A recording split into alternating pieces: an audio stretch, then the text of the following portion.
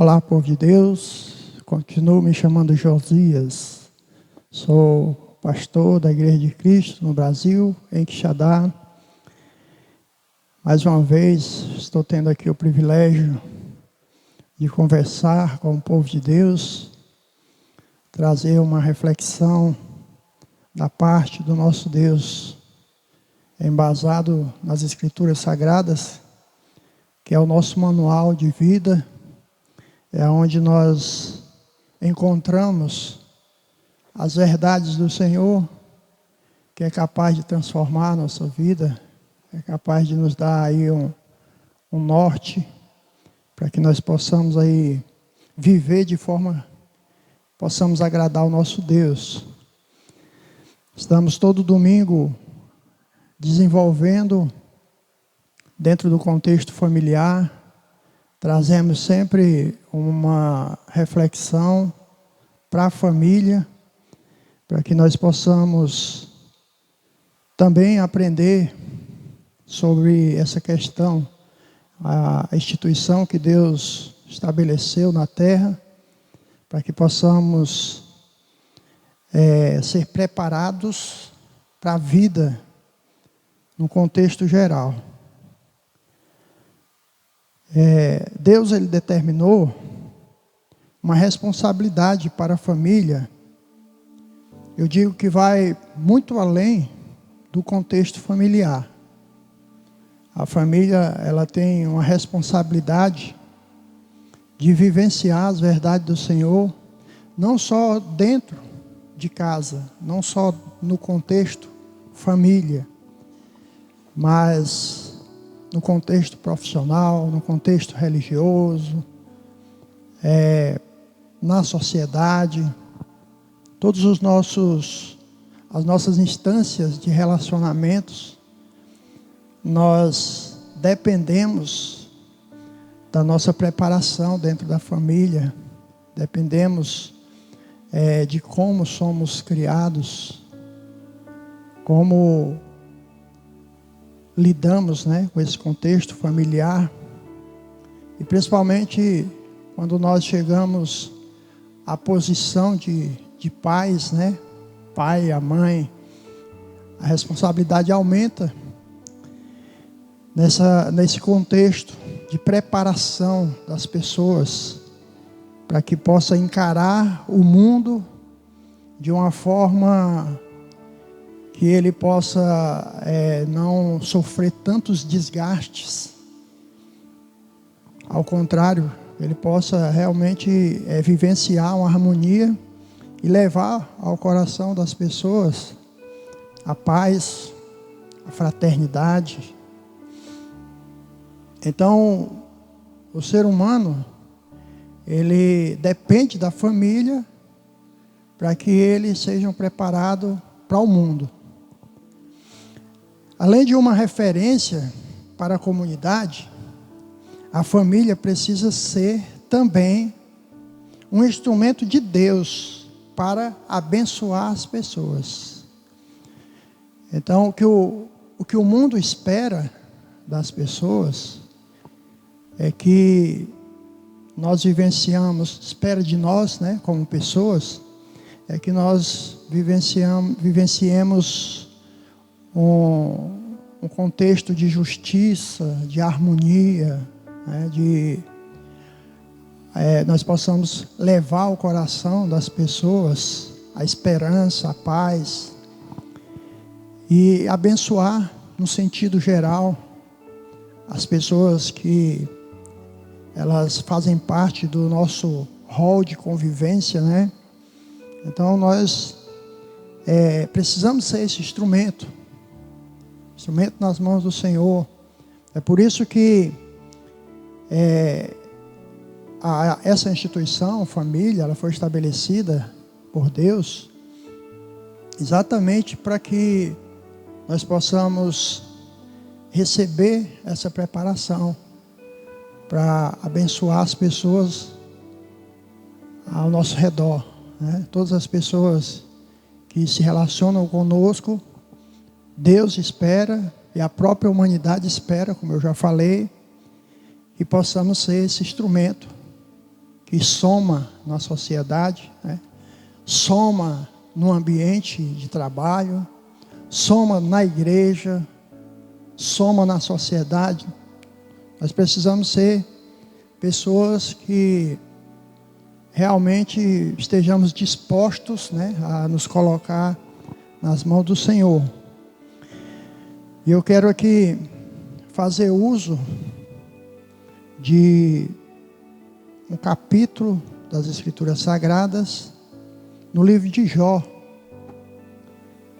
Lendo o livro de Jó e meditando nessa história tão dramática e ao mesmo tempo uma história tão edificadora. Eu estava meditando e consegui aqui tirar alguns textos para nos ajudar na nossa reflexão de hoje. Primeiro, no capítulo 31, do verso 1 ao verso 3, nos mostra um conceito que está sendo ignorado dentro do contexto familiar. Vamos ver que conceito é esse. Jó diz assim: quando era jovem, fiz um trato com Deus. Nunca olharia para uma mulher com intenções impuras em meu coração. Jó, ele está dizendo aqui que nós precisamos fazer esse trato com Deus, fazer essa aliança com Deus. Ele fala de não olhar para uma mulher com a intenção impura. E eu quero trazer aqui essa verdade que Jó está nos transmitindo, né? Um conceito precioso que ele está nos transmitindo, não só para o olhar do homem para uma mulher, mas o nosso olhar em todas as coisas que nós almejamos, né? Olhar com a intenção impura, olhar no sentido de desejar. Tem muitas coisas que não estão ao nosso alcance, mas os nossos olhos, ele olha com ganância, né? Com desejo naquilo. E aí é onde nós criamos dificuldades para nós mesmos, né? Não só nesse contexto sensual e sexual, né? Que é no caso de um homem olhar para uma mulher e desejá-la, ou a mulher olhar para um homem. Acontece, né? Tanto na parte feminina como na parte masculina. Mas o nosso olhar para qualquer coisa que não é lícito ou não nos pertence e nós desejamos, a impureza é desejar aquilo que não é nosso, né? Ou que nós não podemos obter, mas nós ali entra no nosso coração aquela ganância por aquilo ali, e aí desencadeia realmente muita dificuldade. Ele diz: pois se o fizesse, qual seria a porção que eu receberia de Deus lá de cima? Veja bem o que é que Jó está dizendo. O coração dele espera receber a bênção de Deus. E ele está dizendo: se eu olhar e desejar impuramente uma mulher ou qualquer coisa, como é que eu posso esperar receber bênção de Deus lá de cima sobre a minha vida, se o meu coração é ganancioso?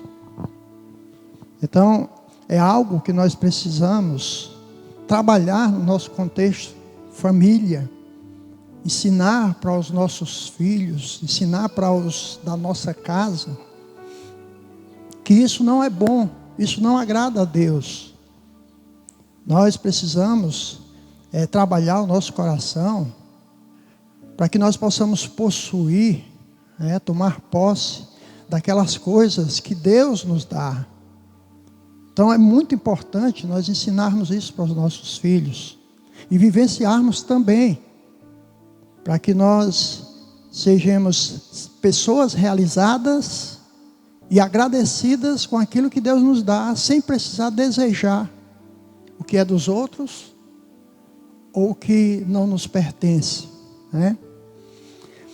Que herança Deus me daria e como me abençoaria o Todo-Poderoso lá dos céus?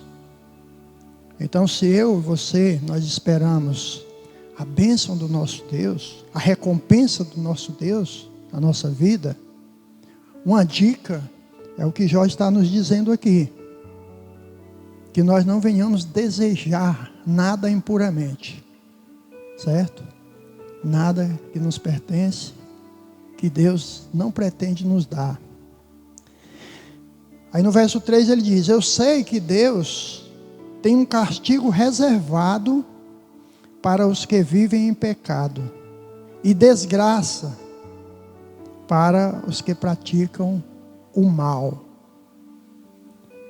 Aqui a palavra de Deus está dizendo que isso é uma maldade no nosso coração.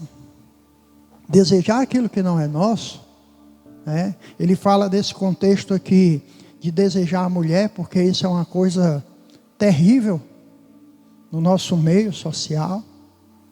Nós precisamos ensinar para os nossos filhos, conduzi-los num equilíbrio, que eles possam já desde criança ir aprendendo que ele precisa desenvolver um relacionamento com uma pessoa, buscar de Deus uma pessoa que o corresponda, para que ele não precise aí estar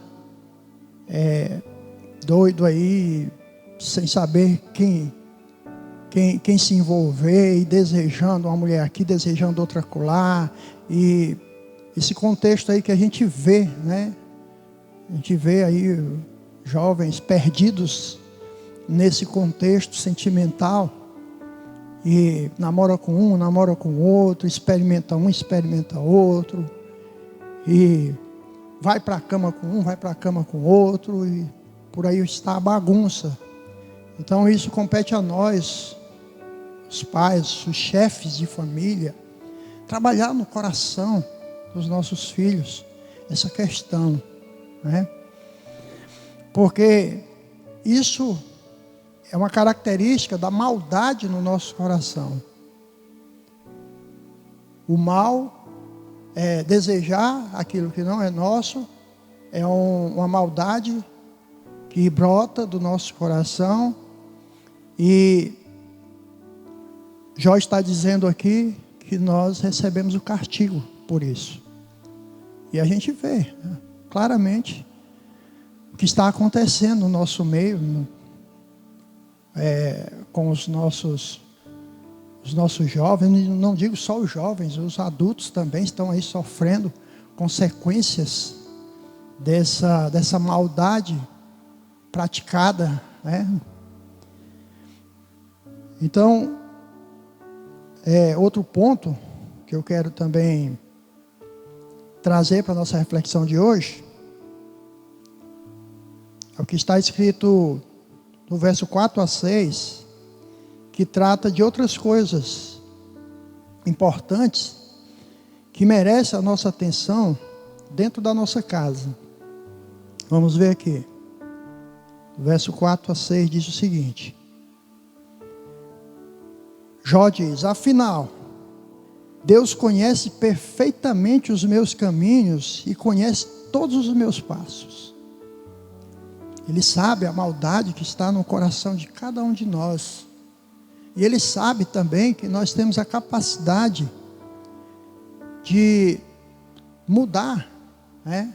De não praticar isso e optar em estabelecer um conceito de bem, para que possa ser aplacado esse mal que está no nosso coração. Se por acaso eu menti, ou tenho sido falso, ou enganei alguém, veja bem, as coisas importantes aqui que eu considero que deve ser considerada, deve ser dado uma atenção especial dentro do nosso contexto familiar. A questão da mentira, a questão da falsidade e a questão do engano. Enganar as pessoas, né? Dentro de casa,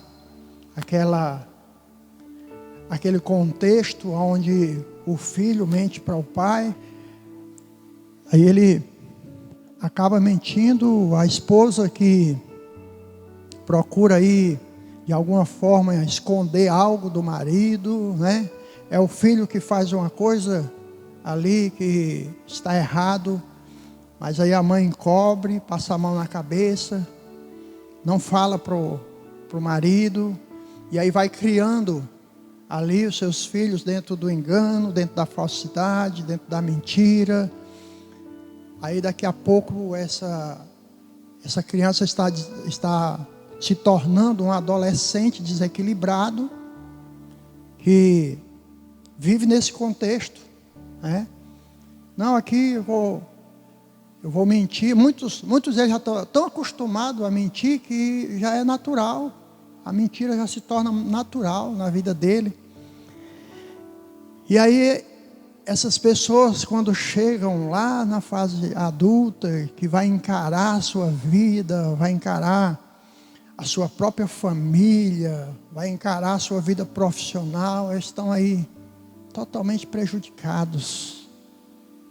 Tenho visto relatos de jovens que estão trabalhando aí, estão aí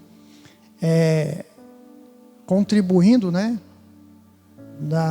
nesse contexto profissional. O contexto profissional, ele é algo que Deus colocou na nossa vida para que nós possamos desenvolver de uma forma abençoada e desenvolver de uma forma a abençoar as pessoas. Mas eu tenho ouvido cada coisa de jovens daqui da igreja, no contexto profissional, que vive esse relacionamento de mentira, de falsidade, não são honestos dentro do seu trabalho, e aí mente na maior facilidade para não arcar com as responsabilidades, porque não foi preparado dentro da família, dentro do contexto familiar, e aí está agora sofrendo as consequências, né? Está aí levando um contexto desequilibrado para dentro da sua área profissional, e é uma coisa tão feia e tão triste, e se entristece o nosso coração. Imagina o coração do Senhor, como não fica nessa situação. Então é algo que nós precisamos, nós pais, precisamos dar uma atenção especial, certo? Ajudar os nossos filhos, ajudar eles a serem pessoas verdadeiras, pessoas honestas, pessoas que não estejam fazendo uso de mentira, né? Ajudar eles, ensinar eles que eles precisam arcar com as consequências. É muito melhor arcar com as consequências dos erros, né, das coisas que comete, do que mentir para se dar melhor. Isso não agrada a Deus, e isso vai refletir mais tarde e trazer prejuízos. Que Deus me pese em uma balança justa. Ele sabe que não tenho culpa. É muito importante nós estarmos seguros da nossa honestidade, saber que nenhuma calúnia, nada vai nos abater, porque nós não estamos usando de mentira, não estamos usando de falsidade e nem de engano. Então isso compete a nós, como família, estar dando um equilíbrio à nossa família, realmente nos preocupando em investir nesse projeto, nesse processo, para que nós possamos preparar pessoas para estar aí desenvolvendo a sua vida de uma forma abençoada. No verso 13 e 15, vai falar de nós agirmos com justiça para servir de modelo dentro da nossa casa e para que sejamos aprovados por Deus. A justiça é uma coisa que não é muito cômoda de se praticar. Eu acho que é exatamente por isso que as pessoas estão nesse contexto aí, desleixado, né? Depravado, me desculpe aí a palavra, mas se nós realmente tivermos a coragem de estabelecer a justiça na nossa vida e no nosso contexto familiar, nós vamos atrair sobre nós as bênçãos do Senhor, nós vamos ser aprovados por Deus e nós vamos servir de modelo dentro da nossa casa, que é a nossa responsabilidade de estar não só orientando os nossos dentro de casa com palavras, mas também com testemunho de vida.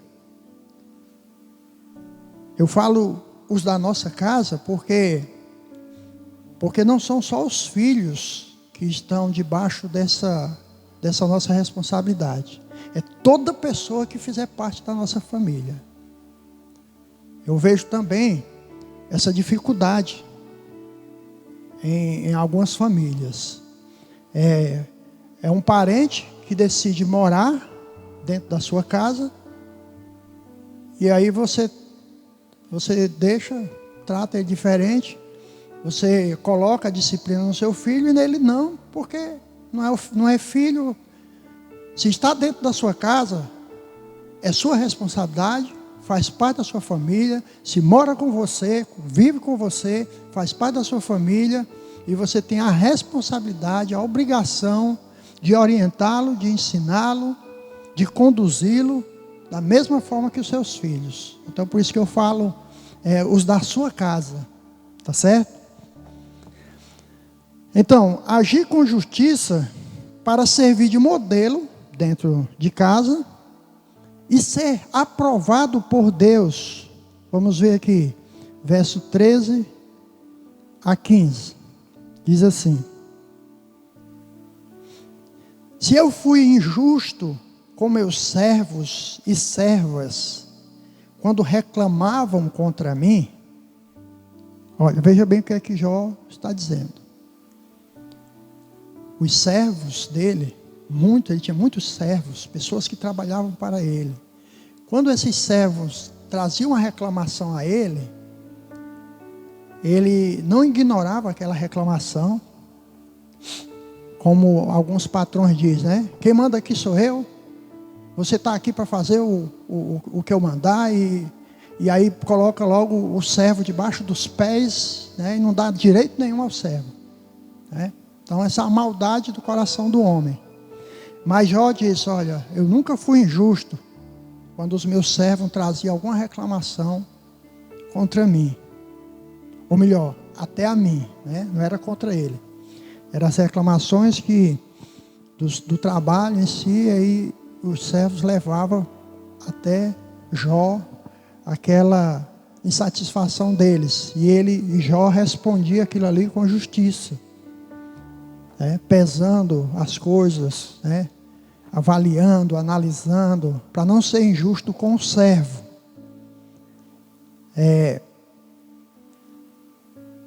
Que falei,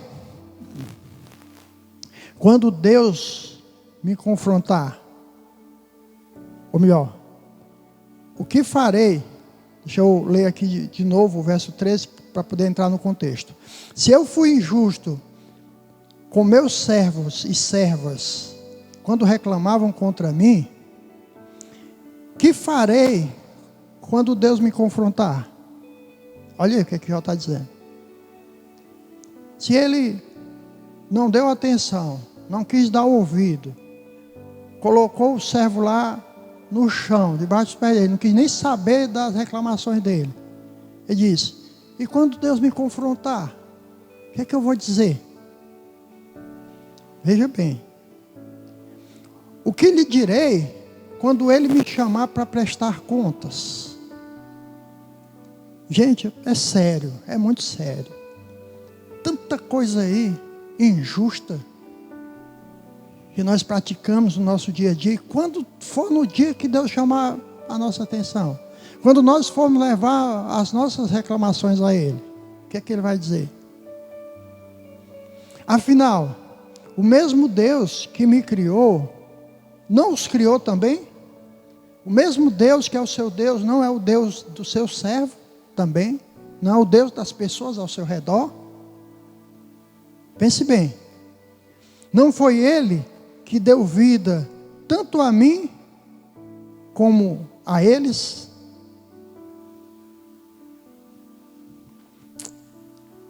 Deus espera de nós que nós sejamos pessoas justas. E a justiça aqui, ela não se trata das coisas que me favorecem. Nós temos um desequilíbrio no nosso conceito humano. As coisas só estão justas se eu estiver me dando bem. Se me desfavorecer, é injusto. Se não tiver bom para mim, é injusto. Mas Deus, Ele não vê dessa forma. Deus, Ele quer que nós sejamos justos ao avaliar não só o nosso lado, como o lado do outro também. É uma coisa importantíssima para que nós repassemos para os nossos filhos, para os da nossa casa. Olha, haja sempre com justiça. Se você tiver de ganhar numa causa, que você perda. Você perca nessa causa. É isso que Deus espera de nós. É melhor assegurar a nossa justiça perdendo a causa do que fazendo de tudo para ganhar. Então essa é o perfil, é o comportamento que Deus espera. E é o que nós precisamos ensinar para os nossos filhos. Nunca haja com injustiça com ninguém. Nunca procure o seu bem passando por cima das pessoas. Então, se tiver de perder, para que você possa cultivar a amizade, cultivar o relacionamento, que seja. Isso sim agrada ao Senhor. No verso 16, ele fala daqueles que querem ganhar dinheiro sem trabalhar. Olha só. Aqueles que querem ganhar dinheiro na moleza, sabe? Não, ganhar aí na Mega Sena, vou ir fazer uma fé, né? Jogar aí, porque aí de repente eu ganho aí um dinheiro, aí dá para mim fazer isso, aquilo. Veja bem, Deus não se agrada disso. Olha o que Jó diz aqui, no verso 16. Ele diz: se explorei os pobres, guardando o alimento para vender mais caro na época do preço alto. Olha aí. Não vou aqui guardar isso aqui, porque mais tarde isso aqui vai estar valendo uma fortuna. E aí é o momento de eu ganhar o meu dinheiro, né? Gente, Deus reprova aquele que quer vida mansa. Deus estabeleceu que nós precisamos viver do suor do nosso rosto. É trabalho, é trabalhar árduo, trabalhar para ter as coisas com o suor do nosso trabalho, com a força do nosso trabalho, para ter as coisas dignamente, obter as coisas dignamente, e não querer ganhar as coisas facilmente, né? Querer aí sempre dar um jeitinho, né? Ganhar mais e mais e mais, investimentos, né? Vou investir nisso aqui, porque isso aqui vai me render uma fortuna mais tarde, isso, aquilo outro, essa mente maquiavélica nesse sentido, né? Então, isso também não agrada a Deus. Deus espera que nós estejamos prontos a trabalhar, ganhar o nosso dinheiro ali honesto, ganhar o nosso dinheiro ali com justiça, ganhar o nosso dinheiro ali suado, realmente com os resultados, né, a obra das nossas mãos, para que realmente nós estejamos debaixo da bênção do nosso Deus, porque é Ele que faz prosperar, é Ele que faz as coisas se multiplicarem, é Ele, quando Ele olha para nós e vê essa justiça em nós, Ele faz coisas maravilhosas. Então é isso que eu quero trazer para o coração dos irmãos. Espero que Deus fale ao seu coração da mesma forma que Ele tem falado ao meu coração, e que Deus possa abençoar a todos, em nome de Jesus Cristo. Amém.